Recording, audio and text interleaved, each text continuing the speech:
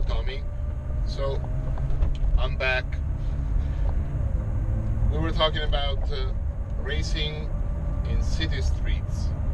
How much do I like that? Do I enjoy? Do I think it's a good thing? Well, I think there are a couple of racetracks that, just for historical reasons, are awesome and should never be discontinued. Obviously, one is Monaco Monte Carlo, and the other one I think is Long Beach.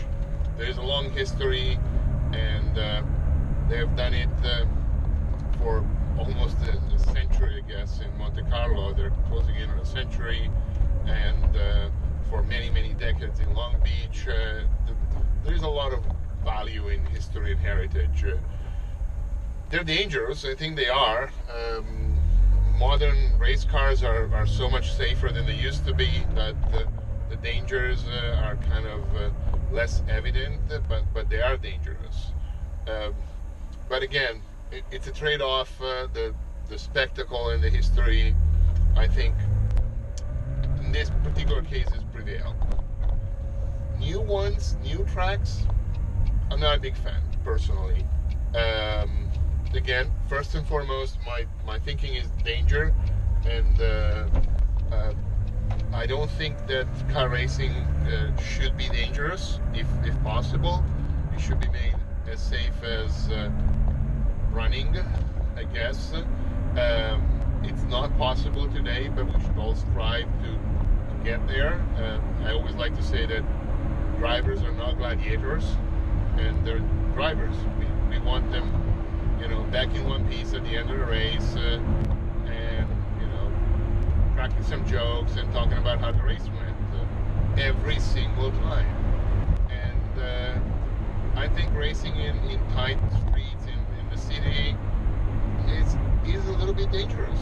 Like Baku was very fast. At the end of the straight, I understand many cars exceeded 370 kilometers per hour. That's really fast. Why? What's the point? I don't know. And the FIA sanctioned races, meaning Formula One, at least have a very high level of safety standards. The FIA has learned over the years to be really demanding in terms of safety.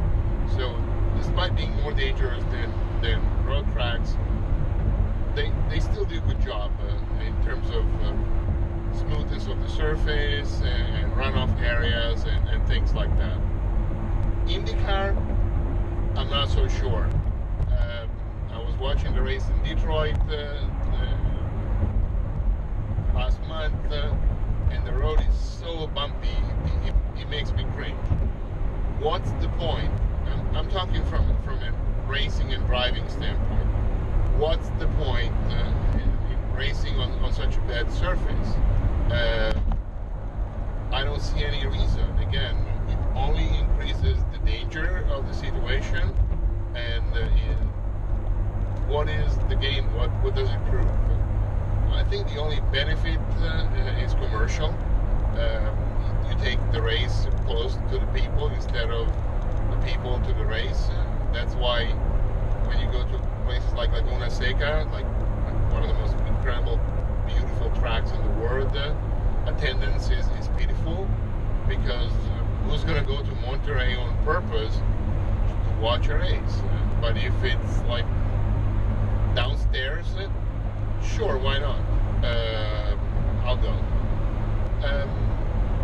So I understand the commercial needs, but I think, again, there should be a trade-off, and safety should not be forgotten. So my general opinion is negative, except for a couple of races with such an historical value that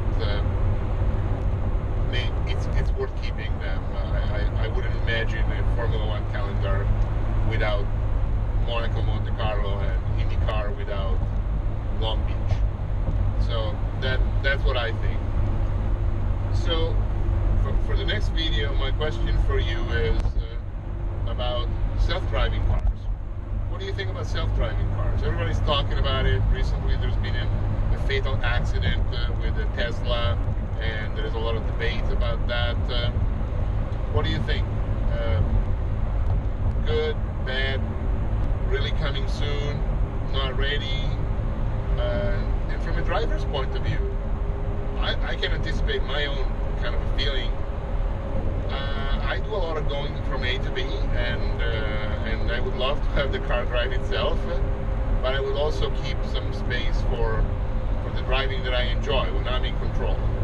Are self-driving cars going to take that away from us eventually if they become widespread? I'll be looking forward to hearing and seeing you in the next video. Bye bye.